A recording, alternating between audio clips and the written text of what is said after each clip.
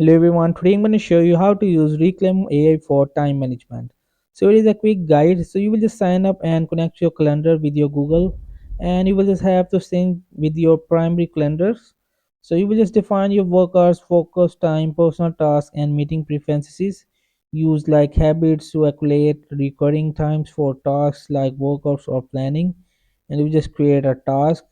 So I will just tap on it like lunch. So from here there is the time of 30 minutes, 1 hour, and it will repeat every Monday to Friday like on 12 p.m.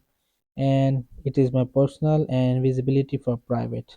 And if I just scroll down, so I will just get start from Tuesday, which is tomorrow. I will just tap on it start. Will have to just tap on it three dots and just tap on open calendar.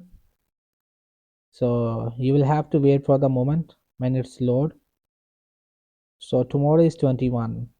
So here you will see, so my lunch is 12 p.m. So in this way you will have to use Reclaim AI for time management for your habits and tasks. So hope this video help you. Please don't forget to like and subscribe and get notified for more videos.